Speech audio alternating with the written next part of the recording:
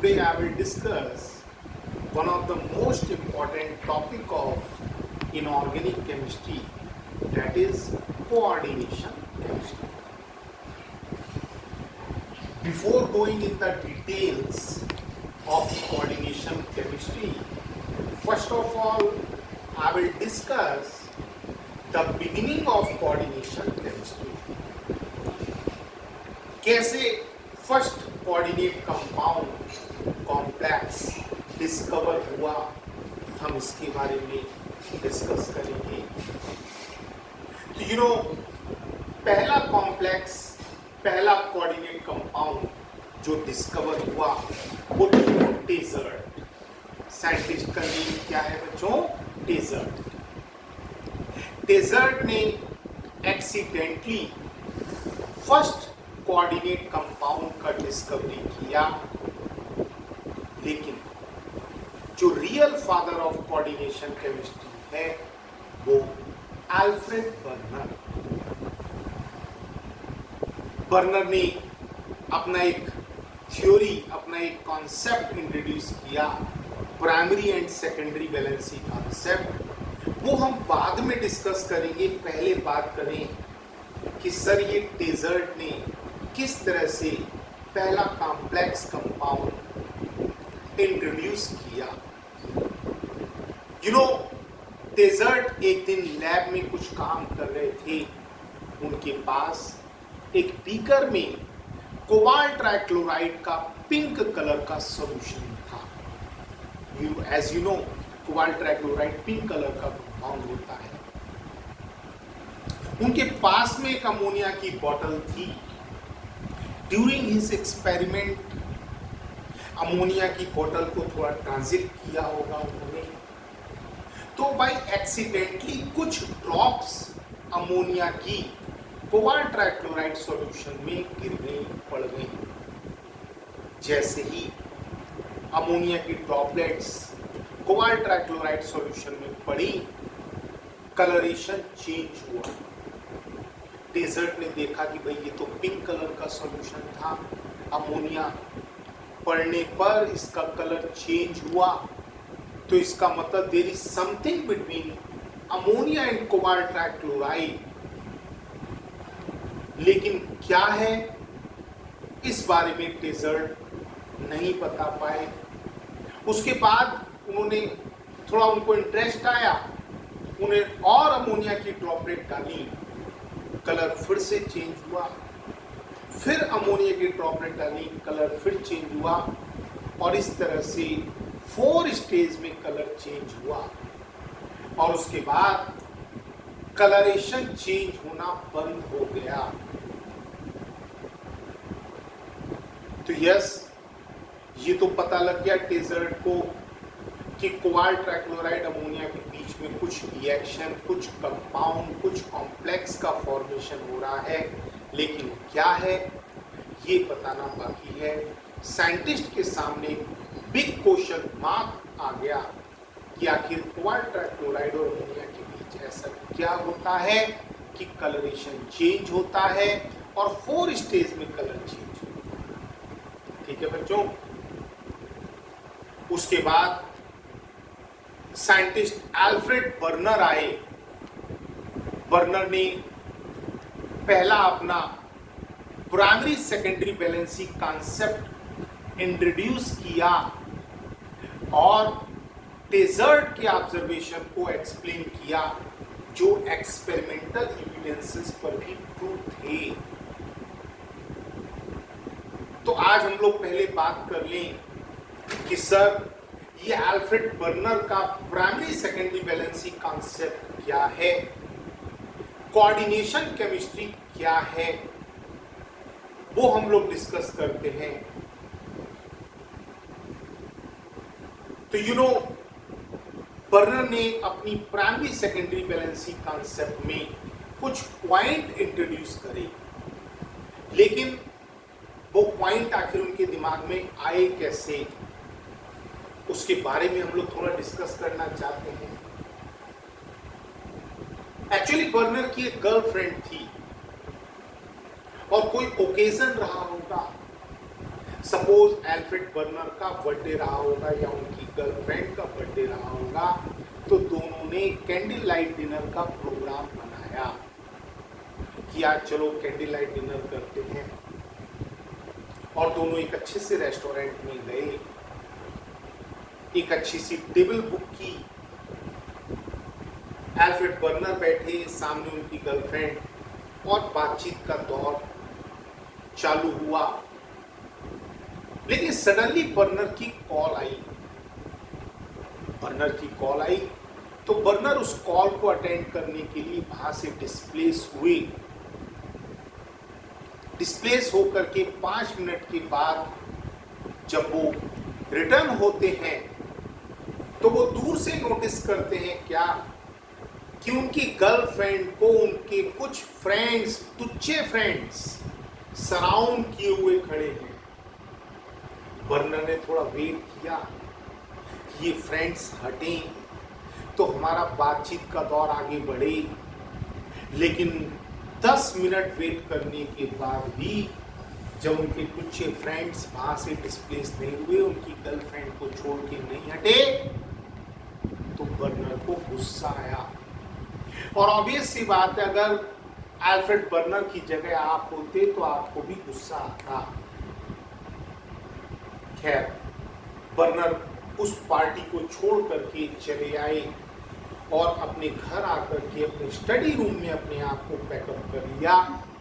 Morning में सुबह 10 बजे जब वो वापस आए, अपने रूम से वापस निकले, तो उन्होंने कहा कि यस, मैंने टिजर्ट के ऑब्जर्वेशन को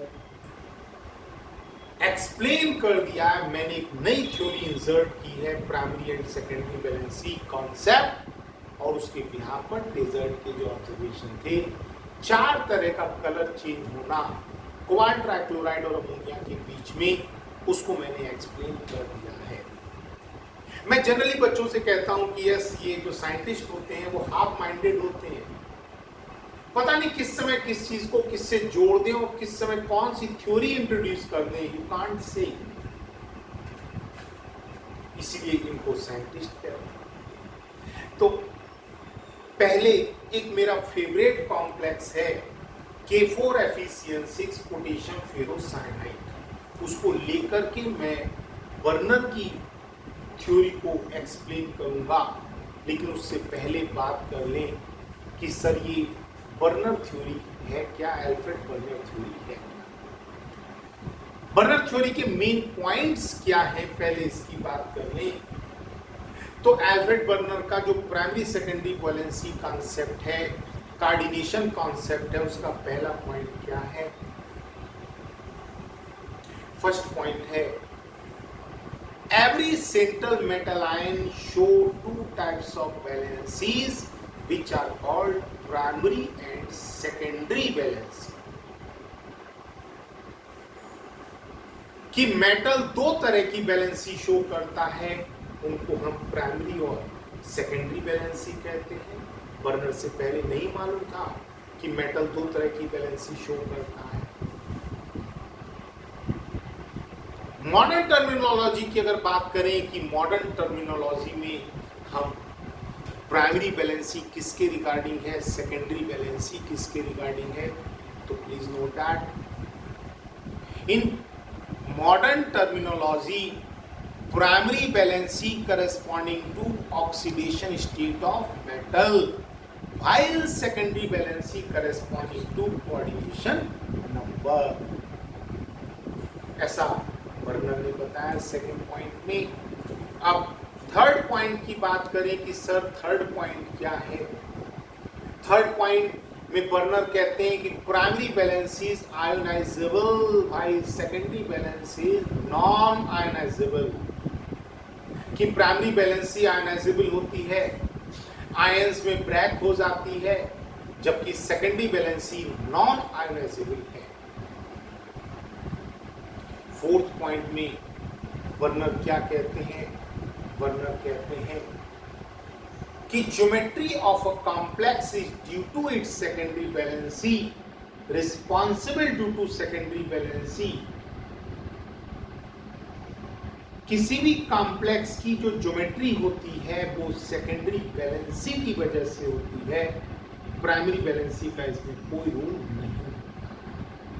These are the four main points of Werner's coordination theory.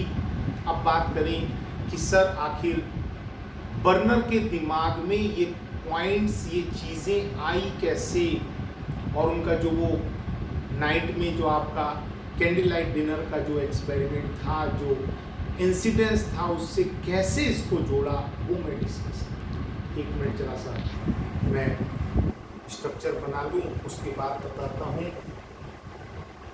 Yes, तो हम लोग बात कर रहे थे कि बर्नर की लाइफ में जो छोटी सी इंसिडेंस हुई थी उसको इससे कैसे कनेक्ट किया एल्फ्रेड बर्नर ने। एक छोटा सा कॉम्प्लेक्स K4Fe6 पोटेशियम फेरोसाइनाइड लेकर के मैं अपनी बात को एक्सप्लेन करूंगा।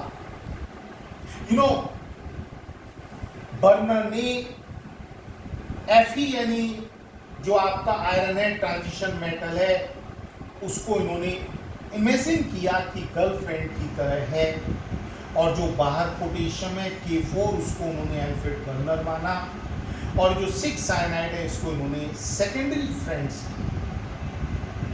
पहला पॉइंट क्या था कि in a complex central metal ion show 2 types of valency, that is primary and secondary valency.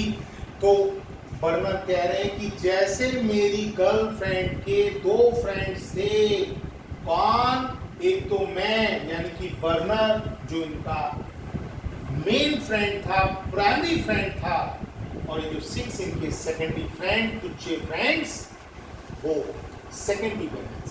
वैसे इन्होंने कहा कि जैसे मेरी गर्लफ्रेंड ने 2 तरह के फ्रेंड शो किए, एक तो मैं प्राइमरी और एक सेकेंडरी, वैसे ही कॉम्प्लेक्स में सेंट्रल मेटल आयन 2 तरह की बैलेंसी शो करता है, primary and secondary valency. Second point में क्या कहा इन्होंने बताया कि प्राइमरी बैलेंसीज आयोनाइजेबल। K4Fe6 का जब आयनाइजेशन कराओगे तो 4K+ बनेंगे और ये फेरोसाइनाइड आयन बनेगा। तो यानी कि जो प्राइमरी थी, बर्नर थे, वो आयनाइज हो गए, बर्नर आयनाइज हो गए ना, वहां से पार्टी को छोड़ करके वो निकल गए। तो वैसे ही बर्नर, इन्होंने कहा बर्नर ने कि जिस तरह से मैं उस पार्टी से आयनाइज हो गया, वैसे ही कॉम्प्लेक्स में जो प्राइमरी बैलेंसी होती है वो आयनाइजेबल होती है। और मैंने 10 मिनट वेट किया कि सेकेंडरी फ्रेंड हटे वहां से, लेकिन वो आयनाइज नहीं हुए, तो सेकेंडरी बैलेंसी नॉन आयनाइजेबल।